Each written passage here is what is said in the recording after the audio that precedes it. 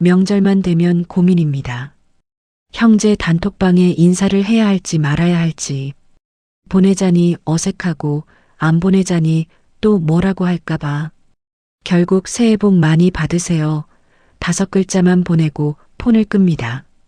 형제인데, 가족인데 왜 이렇게 됐을까요?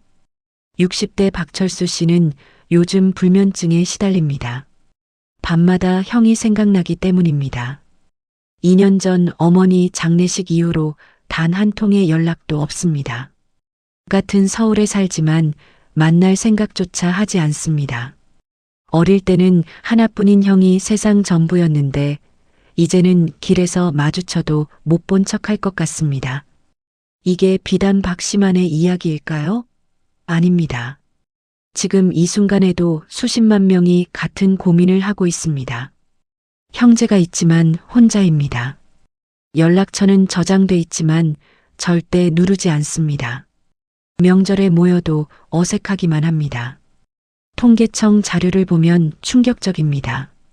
50대 이상 성인 중 73%가 형제와의 관계에 불만족한다고 답했습니다.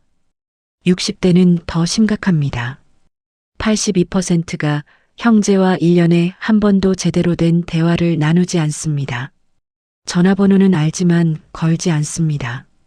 카톡은 읽지만 답장하지 않습니다. 더 놀라운 건 이겁니다. 형제 관계가 나쁜 사람이 그렇지 않은 사람보다 우울증 발병률이 2.3배 높습니다. 외로움 지수도 훨씬 높습니다. 형제가 있어도 없는 것보다 못한 삶을 사는 겁니다. 왜 이렇게 됐을까요? 누구 탓을 해야 할까요? 형이 이상한 걸까요? 동생이 변한 걸까요? 아닙니다. 명확한 이유가 있습니다. 그리고 그 이유를 알면 해결 방법도 보입니다. 오늘 여러분께 형제가 멀어지는 7가지 진짜 이유를 말씀드리겠습니다. 듣다 보면 맞아, 우리 집이야 하실 겁니다. 그리고 왜 이렇게 됐는지 이해하게 될 겁니다. 더 중요한 건 오늘부터 어떻게 해야 하는지도 알려드린다는 것입니다. 아직 늦지 않았습니다. 형제가 살아있다면 기회는 있습니다. 이 영상 끝까지 보시면 여러분 마음속에 작은 용기가 생길 겁니다.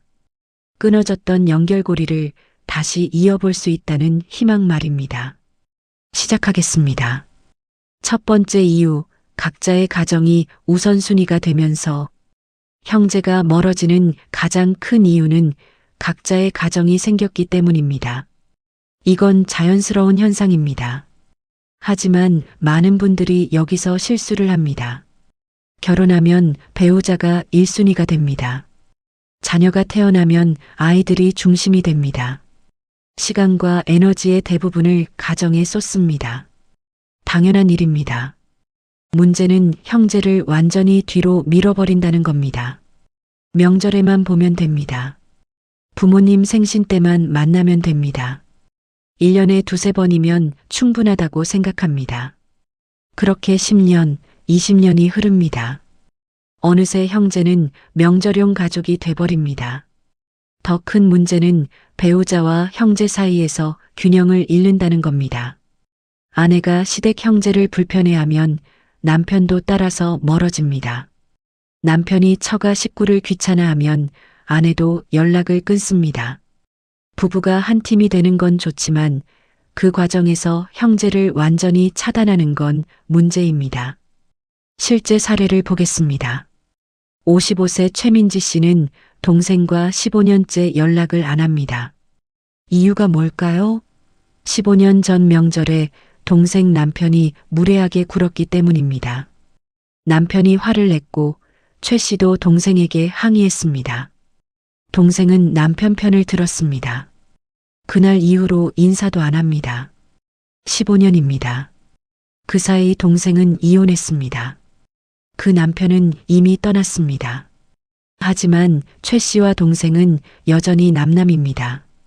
한번 틀어진 관계는 쉽게 회복되지 않습니다. 이게 여러분만의 이야기입니까? 아닙니다. 주변을 둘러보세요. 시댁 형제와 사이 좋은 며느리가 몇이나 됩니까? 처남 처제와 편하게 지내는 사위가 몇입니까? 대부분 형식적인 관계만 유지합니다. 왜 이렇게 됐을까요? 각자의 가정이 우선이 되면서 형제는 선택사항이 돼버렸기 때문입니다. 꼭 만나야 하는 사람이 아니라 시간 나면 보는 사람이 됐습니다. 결국 시간은 안 나고 만남도 없어집니다. 해결 방법은 간단합니다. 형제를 위한 시간을 따로 배정하는 겁니다. 배우자 없이, 자녀 없이 형제만 만나는 시간을 만드세요. 한 달에 한 번, 2시간만 내세요. 점심 한 끼 먹는 시간입니다. 그것도 못 낼 정도로 바쁩니까? 형제는 선택이 아닙니다. 평생 함께 가야 할 사람입니다. 배우자는 먼저 떠날 수 있습니다. 자녀는 독립합니다. 하지만 형제는 끝까지 남습니다. 지금 소홀히 하면 나중에 후회합니다. 두 번째 이유, 경제적 격차가 벌어지면서 형제끼리 경제적 차이가 나면 관계가 불편해집니다. 이건 누구도 말하지 않지만 가장 큰 이유 중 하나입니다. 형은 사업에 성공해서 강남에 아파트를 샀습니다. 외제차를 타고 다닙니다. 명절에 조카들에게 용돈을 50만 원씩 줍니다. 동생은 월급쟁이로 근근히 살아갑니다. 전셋집에서 삽니다. 중고차를 10년째 몰고 다닙니다. 겉으로는 괜찮은 척합니다. 형 덕분에 잘 됐네, 축하해. 이렇게 말합니다. 하지만 속으로는 불편합니다. 형네 집에 놀러 가면 움츠러듭니다. 고급 가구, 넓은 거실, 최신 가전제품, 모든 게 자신의 초라함을 비춥니다. 반대의 경우도 있습니다. 동생이 잘 됐는데 형이 못 사는 경우입니다. 이건 더 불편합니다. 형이라는 자존심 때문입니다. 동생보다 못 산다는 사실이 자존심을 상하게 합니다. 동생 만나기가 싫어집니다. 비교당하는 게 싫습니다. 돈을 빌려달라는 상황은 최악입니다. 한번 돈 문제가 생기면 관계는 끝입니다. 빌려주면 받기 어렵습니다. 안 빌려주면 원망합니다. 어떻게 해도 관계는 나빠집니다. 62세 이정훈 씨는 5년 전 동생에게 3천만 원을 빌려줬습니다. 동생이 사업 자금이 급하다고 했습니다. 형제니까 도와야 한다고 생각했습니다. 처음에는 6개월 후에 갚겠다고 했습니다. 하지만 6개월이 지나도 소식이 없었습니다. 이 씨가 조심스럽게 물었습니다. 사업은 어때? 요즘 형편이 좀 나아졌어? 동생은 대답을 회피했습니다. 아직 어렵다고 했습니다. 1년이 지났습니다. 2년이 지났습니다. 돈은 돌아오지 않았습니다. 이 씨는 더 이상 묻지 않기로 했습니다. 돈은 포기했습니다. 하지만 마음은 불편했습니다. 명절에 동생을 보면 속이 쓰렸습니다. 동생도 눈치를 봤습니다. 서로 어색해졌습니다. 결국 연락이 끊겼습니다. 3천만 원 때문에 평생 인연이 끊어진 겁니다. 형제가 남이 된 겁니다. 경제적 격차는 보이지 않는 벽을 만듭니다. 잘 사는 쪽은 부담스럽습니다. 돈 달라는 소리 들을까봐 조심합니다. 못 사는 쪽은 자존심 상합니다. 비교당하기 싫어 피합니다. 해결 방법은 있습니다. 비교하지 않는 겁니다. 형제가 잘 살든 못 살든 그건 각자의 인생입니다. 부러워할 필요도 질투할 필요도 없습니다. 진심으로 축하하고 진심으로 위로하세요. 그리고 돈 문제는 아예 처음부터 만들지 마세요. 빌려달라고 하면 줄 수 있는 만큼만 주세요.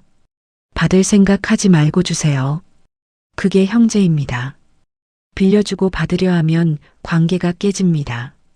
세 번째 이유, 부모님이라는 연결고리가 사라지면서 부모님이 계실 때는 형제가 자주 모였습니다.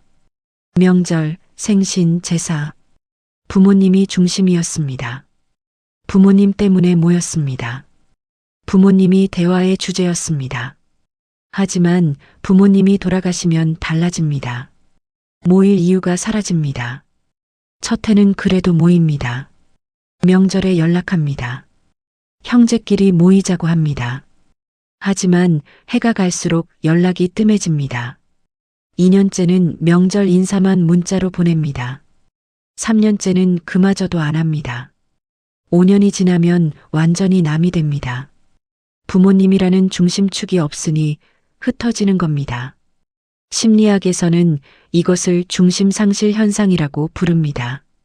가족을 하나로 묶어주던 구심점이 사라지면 자연스럽게 멀어진다는 이론입니다. 실제로 많은 사례가 이를 증명합니다. 부모님 생존 시에는 형제가 화목했습니다. 자주 만나고 대화했습니다. 하지만 부모님이 돌아가시자마자 관계가 끊어졌습니다. 65세 강수정 씨는 3남매 중 막내입니다. 어머니가 돌아가시기 전까지는 형제가 가까웠습니다. 한 달에 한 번은 모였습니다. 어머니 댁에 모여 저녁을 먹었습니다. 오빠들과 농담도 하고 옛날 이야기도 했습니다. 하지만 어머니가 돌아가신 후 모든 게 변했습니다. 모일 곳이 없어졌습니다. 큰 오빠 집, 작은 오빠 집, 누구 집으로 가야 할지 애매했습니다. 각자 집에 가면 올케들 눈치도 봐야 했습니다. 결국 밖에서 만나기로 했습니다. 하지만 밖에서 만나는 건 번거로웠습니다. 시간 맞추기도 어렵고 식당 정하기도 애매했습니다. 한 번, 두 번 만나다가 흐지부지 됐습니다. 지금은 1년에 한 번도 안 만납니다. 큰오빠가 어디 아프다는 소문을 들어도 문병 가지 않습니다. 어색해서입니다. 뭐라고 말해야 할지 몰라서입니다. 부모님이라는 연결고리가 사라지면 새로운 연결고리를 만들어야 합니다. 안 그러면 자연스럽게 멀어집니다. 이건 누구 잘못도 아닙니다. 구조적인 문제입니다. 해결 방법은 새로운 중심을 만드는 겁니다. 형제 모임을 정례화하세요. 매년 특정 날짜를 정해두세요. 부모님 기일이나 생신날도 좋습니다. 그날만큼은 꼭 모이기로 약속하세요. 장소도 정해두세요. 특정 식당이나 카페를 정해서 매번 그곳에서 만나세요. 익숙한 장소가 편안함을 줍니다. 어색함도 줄어듭니다. 중요한 건 꾸준함입니다. 한 번 걸으면 다음에는 더 어려워집니다. 계속 만나야 자연스러워집니다. 네 번째 이유, 과거의 상처와 오해가 쌓이면서 어릴 때 받은 상처는 평생 갑니다. 형제끼리도 마찬가지입니다. 부모님이 차별했던 기억, 형제가 자신을 무시했던 순간, 이런 것들이 마음속에 응어리로 남습니다. 엄마는 항상 형만 편들었어. 동생만 예뻐했어. 나는 늘 무시당했어. 이런 감정이 수십 년간 쌓입니다. 겉으로는 괜찮은 척했지만 속으로는 서운했습니다. 그 서운함이 세월과 함께 단단해집니다. 작은 오해가 큰 분노로 변합니다. 58세 박미경 씨는 언니를 원망합니다. 어릴 때 언니는 공부를 잘했습니다. 부모님은 언니에게만 관심을 쏟았습니다. 박 씨는 공부를 못했습니다. 아무도 신경 쓰지 않았습니다. 대학도 언니만 보냈습니다. 박 씨는 고졸로 취직했습니다. 언니는 좋은 직장에 다니며 결혼도 잘했습니다. 박 씨는 평범한 남자와 결혼해 힘들게 살았습니다. 부모님은 언니 자랑만 했습니다. 큰딸은 참 잘됐어. 너도 언니 좀 본받아라. 박 씨는 그 말이 칼처럼 아팠습니다. 언니가 미웠습니다. 자기만 사랑받는 게 미웠습니다. 지금도 언니를 보면 그때 생각이 납니다. 40년 전 일인데 어제 일처럼 선명합니다. 언니는 아무것도 모릅니다. 자기가 특혜를 받았다는 것도 동생이 상처받았다는 것도 모릅니다. 박 씨는 한 번도 그 이야기를 꺼내지 못했습니다. 꺼내봤자 언니가 이해할까요? 오히려 나도 힘들었어라고 할 겁니다. 그럼 더 화가 날 겁니다. 그래서 그냥 피합니다. 만나지 않으면 생각도 안 나니까요. 연락도 안 하고 삽니다. 언니는 왜 동생이 자기를 피하는지 모릅니다. 그저 성격이 그렇거니 생각합니다. 이런 오해와 상처는 대부분 대화로 풀립니다. 하지만 나이 들수록 대화는 더 어려워집니다. 지금 와서 무슨 소용이야? 이렇게 생각합니다. 포기합니다. 하지만 포기하면 안 됩니다. 오해는 풀어야 합니다. 상처는 치유해야 합니다. 안 그러면 평생 불편하게 삽니다. 해결 방법은 용기를 내는 겁니다. 형제에게 솔직하게 말하세요. 어릴 때 이런 게 서운했어. 그때 그 말이 상처였어. 이렇게 말하세요. 형제도 모르고 있었을 겁니다. 알면 미안해할 겁니다. 관계가 풀립니다. 늦었다고 생각하지 마세요. 지금이라도 하세요. 5번째 이유, 생활 방식과 가치관이 달라지면서 나이가 들수록 형제는 다른 사람이 됩니다. 어릴 때는 똑같았습니다. 같은 집에서 같은 밥을 먹고 자랐습니다. 하지만 각자 인생을 살면서 완전히 달라집니다. 형은 보수적입니다. 동생은 진보적입니다. 정치 이야기만 나오면 싸웁니다. 형은 종교가 독실합니다. 동생은 무신론자입니다. 만날 때마다 종교 이야기를 꺼내면 불편합니다. 자녀 교육 방식도 다릅니다. 형은 아이를 엄하게 키웁니다. 동생은 자유롭게 키웁니다. 서로 상대방 교육 방식이 마음에 안 듭니다. 한마디씩 합니다. 그러면 기분이 나빠집니다. 돈 쓰는 방식도 다릅니다. 형은 검소합니다. 동생은 씀씀이가 큽니다. 형은 동생이 낭비한다고 생각합니다. 동생은 형이 짠돌이라고 생각합니다. 이런 차이들이 만날 때마다 부딪힙니다. 대화가 불편해집니다. 의견이 맞지 않습니다. 논쟁이 됩니다. 기분이 상합니다. 60세 김태윤 씨는 동생과 정치 이야기로 크게 싸웠습니다. 작년 선거 때였습니다. 형제가 모여 밥을 먹다가 선거 이야기가 나왔습니다. 김 씨는 보수 정당을 지지했습니다. 동생은 진보 정당을 지지했습니다. 처음에는 가볍게 이야기했습니다. 하지만 점점 목소리가 커졌습니다. 김 씨는 동생이 현실을 모른다고 했습니다. 동생은 형이 고리타분하다고 했습니다. 서로 흥분했습니다. 결국 싸우고 헤어졌습니다. 그 후로 1년째 연락이 없습니다. 명절에도 인사 안 했습니다. 고작 정치 이야기 때문에 형제가 남이 됐습니다. 생각해 보세요.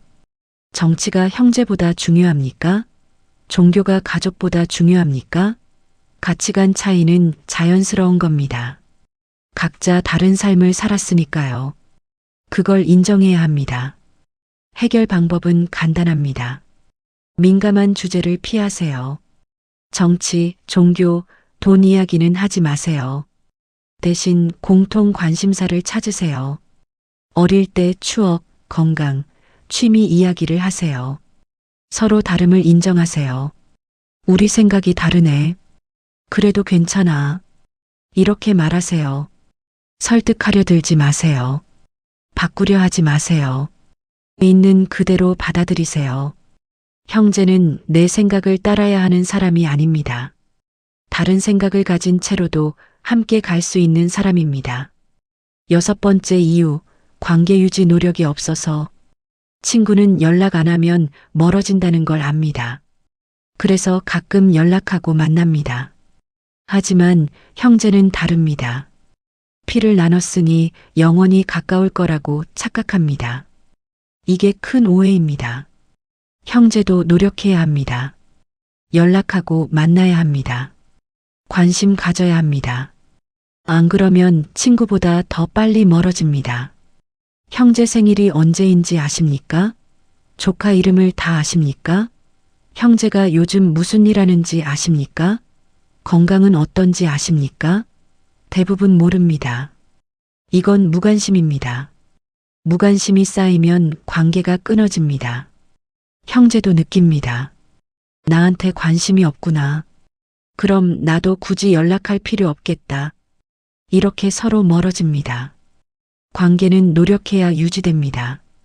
저절로 유지되는 관계는 없습니다. 가족이라고 예외가 아닙니다. 63세 송영미 씨는 오빠가 2명 있습니다. 하지만 1년에 한 번도 안 만납니다. 전화도 안 합니다. 이유가 뭘까요? 아무도 먼저 연락하지 않아서입니다. 송 씨도 생각합니다. 오빠들이 먼저 연락하지.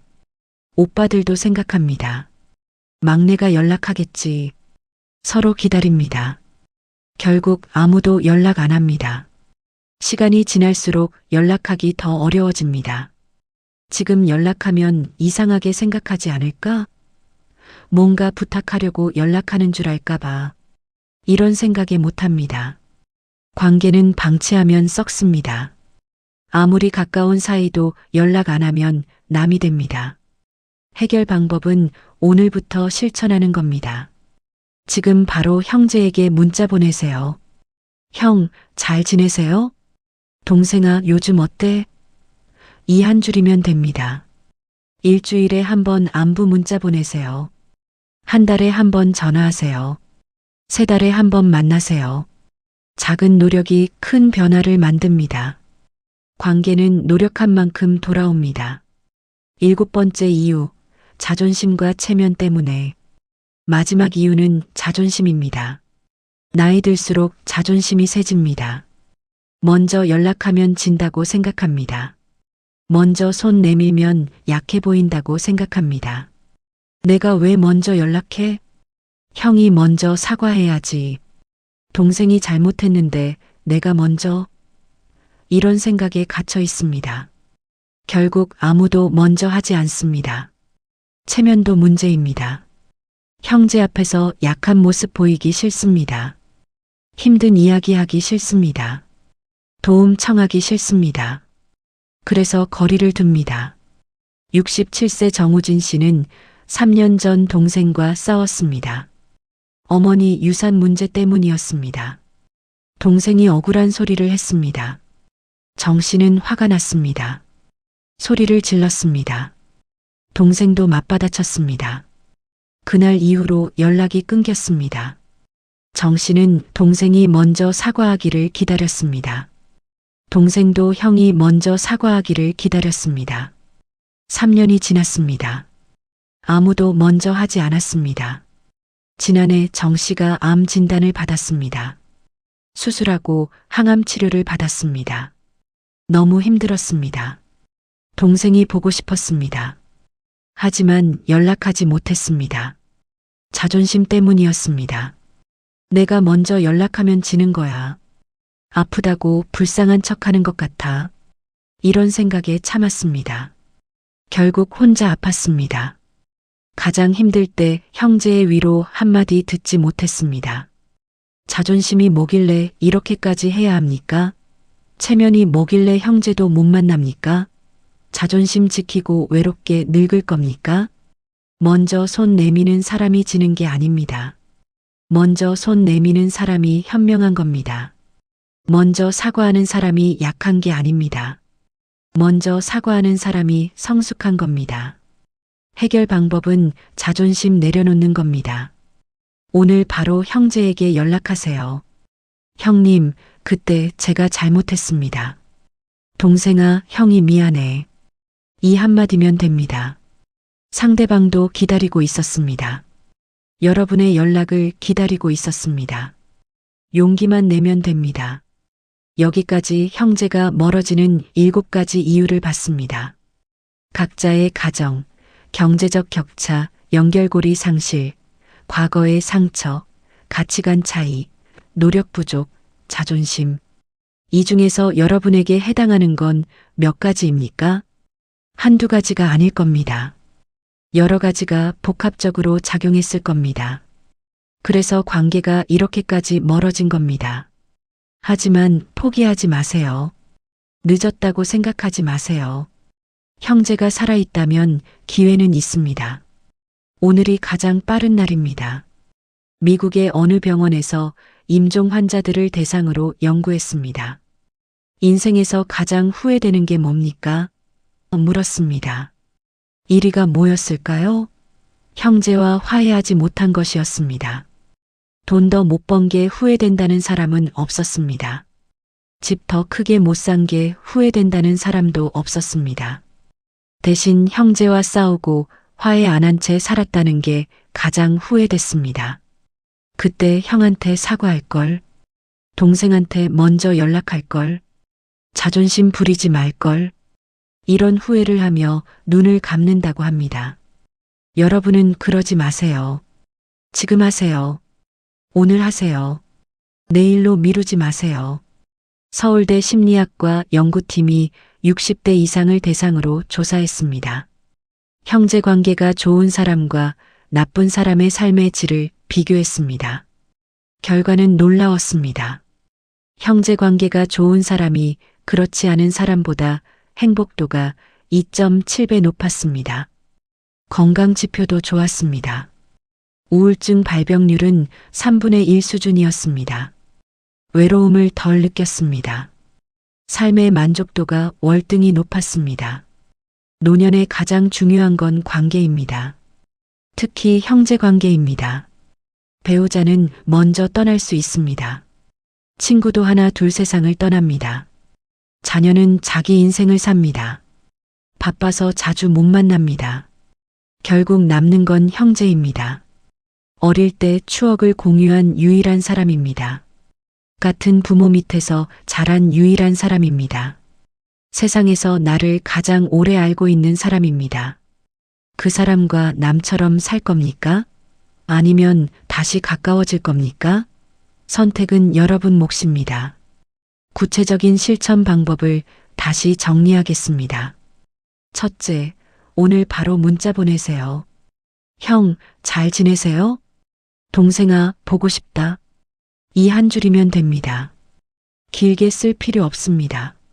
간단히 안부만 물으세요. 둘째, 일주일 후 전화하세요. 3분이면 됩니다. 길게 통화할 필요 없습니다. 요즘 어때? 건강은? 이 정도만 물어도 됩니다. 셋째, 한 달 안에 만나세요.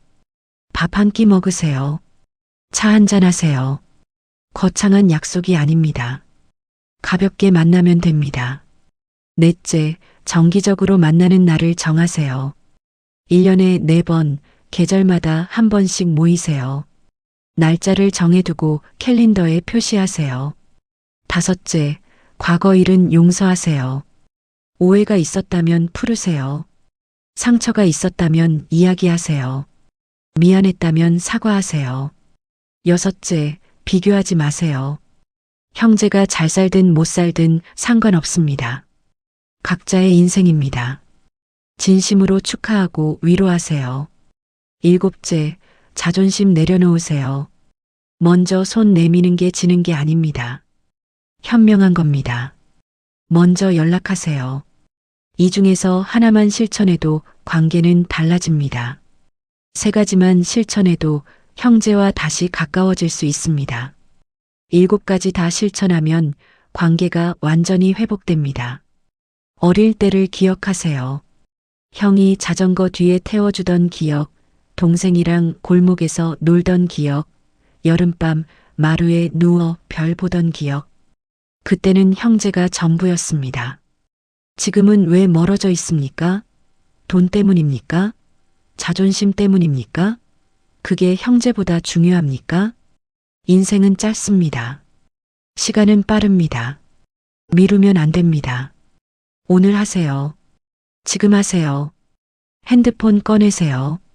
형제 전화번호 찾으세요. 문자 보내세요. 형, 보고 싶어. 동생아, 잘 지내지? 이 한 줄이 관계를 바꿉니다. 형제는 평생 함께 갈 사람입니다. 부모님이 남겨주신 가장 큰 선물입니다. 그 선물을 버리지 마세요. 소중히 여기세요. 남은 인생을 형제와 함께 웃으며 사세요. 외롭게 늙지 마세요. 따뜻한 가족의 정으로 노년을 채우세요. 지금 바로 시작하세요. 오늘이 그날입니다. 오늘 영상이 도움이 되셨다면 댓글로 알려주세요. 7가지 이유 중 여러분에게 가장 와닿는 건 몇 번인가요? 1번부터 7번까지 번호로 남겨주세요. 형제와 화해하신 분 계시면 경험담도 공유해주세요. 어떻게 다시 가까워지셨는지 궁금합니다. 여러분의 이야기가 누군가에게는 큰 힘이 됩니다. 구독과 좋아요는 더 좋은 영상을 만드는 힘이 됩니다. 알림 설정까지 해두시면 새 영상을 가장 먼저 보실 수 있습니다. 여러분 모두 형제와 화해하시고 남은 인생 따뜻하게 사시길 진심으로 바랍니다. 건강하세요. 행복하세요. 외롭지 마세요. 감사합니다.